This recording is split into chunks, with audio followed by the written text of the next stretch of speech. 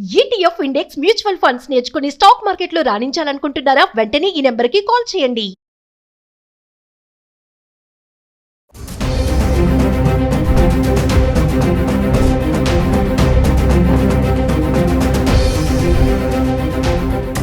Suman TV ప్రేక్షకులకు నమస్కారం. నేను మందడి కృష్ణారెడ్డి, మీ అనలిస్ట్ మాట్లాడుతున్నాను.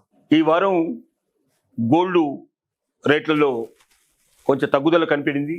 అంత మాత్రం చేత 50,000కి వెళ్ళిపోతుంది, 40,000కి వెళ్ళిపోతుంది. కొంతమంది అభూత అసత్య ప్రచారాలకు లోనైటెడ్గా చేస్తున్నారు. రకరకాలైనటువంటి మరి సోషల్ మీడియా వార్తలు గుప్పుమంటున్నాయి. కానీ గుడ్డిగా నమ్మొద్దు.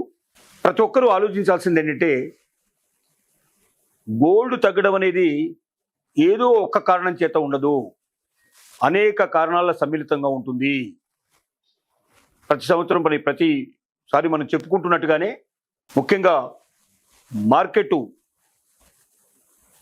షేర్ మార్కెట్లు ఏవైతే ఉన్నాయో స్టాక్ మార్కెట్ల మీద కూడా కొంత ఆధారపడి ఉంటుంది. అలాగే డాలరు యొక్క హెచ్చుతగ్గుల మీద కూడా ఇది ఆధారపడి ఉంటుంది. ఒక దేశానికి మధ్యలో ఉండేటువంటి ట్రేడ్స్ ఒప్పందాల మీద కూడా ఇది ఆధారపడి ఉంటుంది.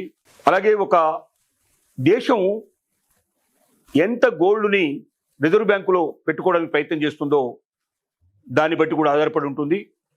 ఇలాగా అనేక కారణాల మీద ఆధారపడి గోల్డ్ రేట్లు అనేవి ప్రపంచవ్యాప్తంగా పెరుగుదల కానీ తగ్గుదల కానీ ఉంటుంది. అంతేగాని కొంతమంది అభూత ప్రచారాలు చేస్తున్నట్టుగా సడన్గా మార్కెట్ లోపల 25,000 తగ్గడం, 50,000 తగ్గడం అనేది ఉండదు. కొంత తగ్గుతుంది, మరి కొంత పెరుగుతుంది. ఒక 3 మాసాల పాటు దాదాపుగా స్ట్రక్చరల్గా ప్రయాణం చేసిన తర్వాత మళ్ళీ కొంత మార్పు అనేది వస్తుంది. కాబట్టి అప్పో చేసేసి మనం కొనిపెట్టుకుందాం, లేదా తగ్గుతుంది కాబట్టి ఇప్పుడున్న రేట్లో మనం కొనకూడదు, బాగా పడిపోయిన తర్వాత కొనుక్కుందాం అనుకుంటే వెయిట్ చేయాల్సిన అవసరం లేదు. కొనగలిగిన సామర్థ్యం ఉన్నవాళ్ళు, కొనుక్కోగలిగే శక్తి సామర్థ్యాలు ఉన్నవాళ్ళు గోల్డ్ ఎప్పుడైనా సరే కొనుక్కుంటే మంచిదే. అన్నిటికన్నా మన అవసరాలు తొందరగా తీర్చగలిగేది గోల్డ్. ఎందుకంటే మీరు ఒక ప్రాపర్టీ కొనారనుకోండి, ఆ ప్రాపర్టీని డిస్పోజ్ చేయడానికి చాలా టైం పడుతుంది. మీకు అంత ఈజీగా పోదు. మార్కెట్లో మీరు అనుకున్న రేట్ వచ్చి మీరు అమ్మి ఆ డబ్బు మీ చేతికి వస్తే తప్ప మీ అవసరాలు తీరవు. అలాగే స్టాక్ మార్కెట్లో పెట్టినా కూడా ఫ్లక్చువేషన్స్లో ఒక్కసారి ఆవిరైపోయే ప్రమాదాలు కూడా జరుగుతున్నాయి. మనం ఈ రోజు ఉన్న రేటు ఇవాళ 100 రూపాయలు కనబడ్డ స్టాకు రేపు పొద్దున 10కో 20కో వచ్చినట్టు కూడా మనం ఆశ్చర్యపడాల్సిన పరిస్థితులు కూడా ఉన్నాయి. కానీ గోల్డ్ విషయంలో అలాంటి భయం ఉండదు, బాధ ఉండదు. మనకి ఏదైనా అవసరం అయితే వెంటనే కొన్ని నిమిషాల లోపల మనం లోన్ తీసుకోగలిగే అవకాశం ఉంది, లేదా మార్కెట్లో అమ్మేసినా కూడా వెంటనే డిస్పోజ్ అయ్యే అవకాశాలు ఉన్నాయి. కాబట్టి మన దగ్గర అవకాశం ఉండి డబ్బు పెట్టి కొనుక్కోగలిగే శక్తి మన దగ్గర ఉండి మన పొదుపు నిల్వలు ఉన్నట్టయితే గోల్డ్ను ఎప్పుడైనా కొనుక్కోవచ్చు. అంతేగాని అప్పు చేసి అధిక వడ్డీకి తీసుకొచ్చుకొని గోల్డ్ కొని పెట్టుకొని తర్వాత బాగా పెరుగుతుంది అని భ్రమపడితే మాత్రం అది అంత సాధ్యం కాదు. ఎప్పుడో ఒక్కసారి జరిగేదాన్ని ఎప్పుడూ అలాగే ఉంటుందని అనుకోవడం కూడా కరెక్ట్ కాదు.